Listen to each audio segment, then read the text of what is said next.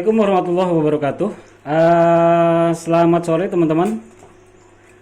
Kembali lagi bersama vlog Aquascape Senala Indonesia. Seperti biasa lebih mengutamakan edukasi pembelajaran dalam dunia ekosistem. Nah, kali ini saya akan coba untuk men-sharekan bagaimana cara untuk menumbuhkan moss dalam aquascape, ya. Rata-rata yang saya tahu, moss itu biasanya yang dipakai oleh para penghobi rata-rata satu diikat, yang kedua itu di sistem DSM. Nah, disitunya tentunya ada kelebihan dan kekurangan, ya. Diikat itu akan lebih bagus, ya. Yang nomor satu itu adalah diikat, moss itu diikat atau dilem, ya. Tentunya dia memakai mossnya memang yang sudah full air, dia sudah membudidaya dalam air, ya, dan cukup lama untuk beradaptasi. Walaupun memang pertumbuhan moss itu kalau memang sudah tumbuh baik itu akan cepat, tapi proses adaptasinya itu yang akan lama hingga membuahkan waktu 2 sampai 1 bulan itu akan menumbuhkan tunas baru, ya. Yang itu nomor satunya, ya. Itu ada kelebihan dan kekurangan, ya. Mungkin kelebihannya itu akan bagus pertumbuhannya, tapi proses waktunya yang akan lama dan dia harus memakai moss yang full air, ya. Dan kalau misalkan memakai moss darat pun juga itu perlu adaptasi, yang pernah video yang sebelumnya kita ajarkan di sini. Nah, kebetulan di sini saya akan mengajarkan sistem moss dalam sistem DSM, tapi dengan cara yang memang ini cara Takashi Amano yang biasanya beliau pakai gitu, ya. Jadi secara DSM itu ada yang mungkin penghobi itu bisa di blender atau bisa dipapas dengan dengan pisau, atau cara yang praktis dia seperti digaruk-garuk di di batu, ya. Nah, kali ini saya akan mengajarkan hal itu, ya, diedukasi oleh Takashi Amano. Begini caranya. Nah, teman-teman, ini adalah moss wrapping, tidak full air, tidak juga darat, tapi beliau ini adaptasi yang baru, adaptasi dari darat ke air gitu, ya. Tapi tidak darat tidak air, dia masih proses adaptasi. Ini pun juga sama, ya, wrapping. Nah, cara yang seperti ini teman-teman bisa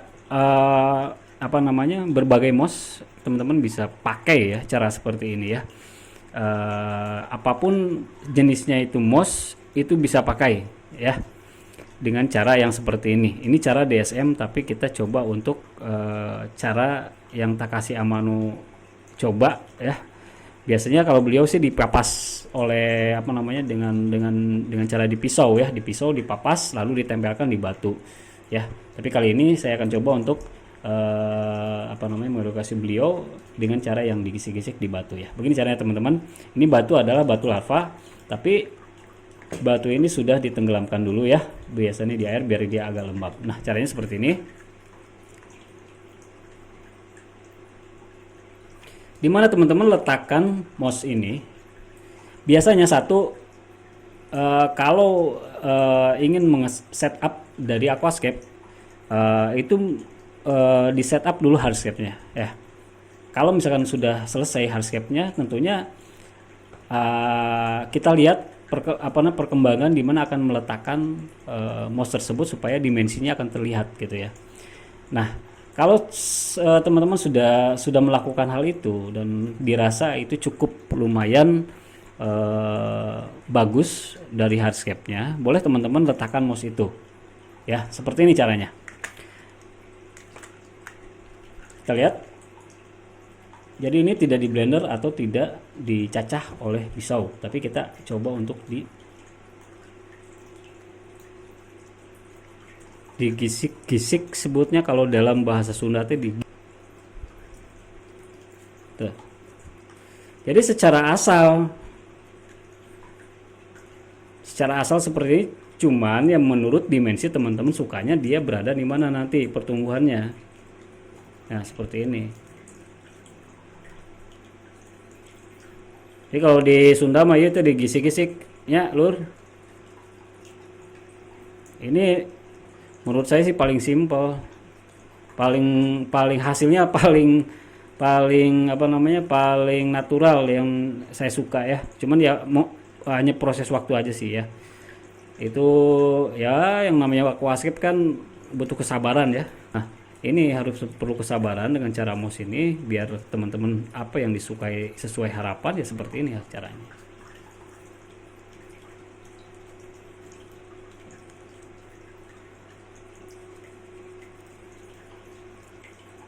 Boleh diletakkan di mana, yang jelas asal saja dia. Maksudnya digisik-gisik seperti ini tidak harus ada juga mouse, yang jelas dia si batu itu terkena dengan mouse tersebut, si batu tersebut itu.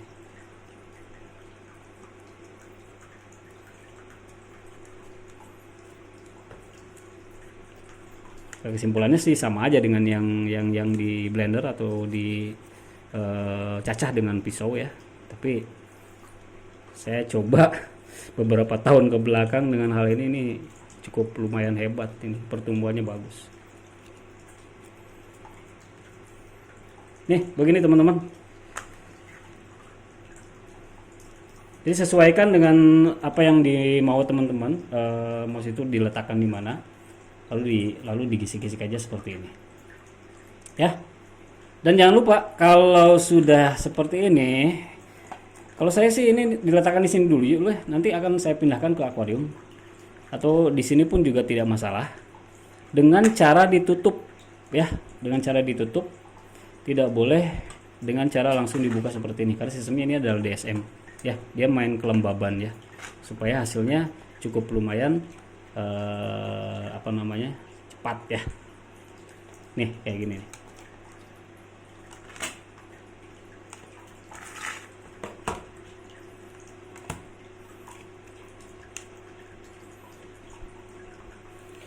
Oke, teman-teman, cukup seperti ini aja. Teman-teman akan lakukan di rumah ya. Coba teman-teman coba lakukan di rumah. Nah, bagaimana ini cara pertumbuhan, kelebihan dan kekurangannya? Ini tentunya tidak ada kekurangan, hanya proses waktu saja ya. Kalau kelebihannya ini akan natural. Tumbuh akan natural, bagus, nempel langsung di batu tanpa diikat dan tanpa dilem ya. Itu kekurangannya itu aja sih ya. Kekurangannya tidak ada, hanya kelebihannya yang saya tadi katakan ini tidak harus apa namanya tidak harus diikat atau memakai lem ya. Nah, ini prosesnya bagaimana Bang? Katanya lamanya waktunya ini prosesnya itu 2 sampai 1 bulan. Nanti akan terlihat sendiri tunas-tunasnya di sini ya. Nah, sengaja saya akan taruh dulu di sini. Nanti kita akan updatekan untuk pertumbuhan dari wrapping moss dengan cara DSM. Nanti akan kita sharekan beberapa bulan ke depan atau mungkin 1 bulan ke depan kita akan melihat perkembangan dari moss tersebut. Ya, teman-teman jangan lupa dalam 3 hari sekali teman-teman harus menyemprot seperti ini supaya lembabnya kena ya. Jadi dia kering. Gimana cara pencahayaannya katanya Bang? Nah, seperti kebiasaan moss itu cahaya di low saja, tidak boleh di light. Kalau misalkan bagaimana cahaya matahari langsung itu tidak masalah, hanya suhu ruangan tersebut atau suhu di posisi tersebut itu adalah suhu dingin ya. Kalau lebih bagus itu adalah 22 sampai 23, itu akan lebih bagus lagi ya. Tapi kalau misalkan bagaimana di suhu 27 berarti jangan di luar ditaruhnya ya. Jadi dalam tank saja itu akan lebih bagus, di dalam tank dengan cahaya yang low light ya teman-teman. Oke, kita tutup. Nanti kita akan updatekan untuk mouse tersebut dengan cara DSM yang tanpa di blender dan tanpa disik-sik. Jadi seperti yang tadi saya di Sunda bilang, dikocek-kocek di batu ya. Oke, teman-teman, itu sedikit masukan dan sedikit edukasi dari kita semua. Nanti kita akan coba untuk updatekan video selanjutnya perkembangan dari mouse tersebut. Oke, teman-teman, terima kasih. Semoga bermanfaat. Assalamualaikum warahmatullahi wabarakatuh.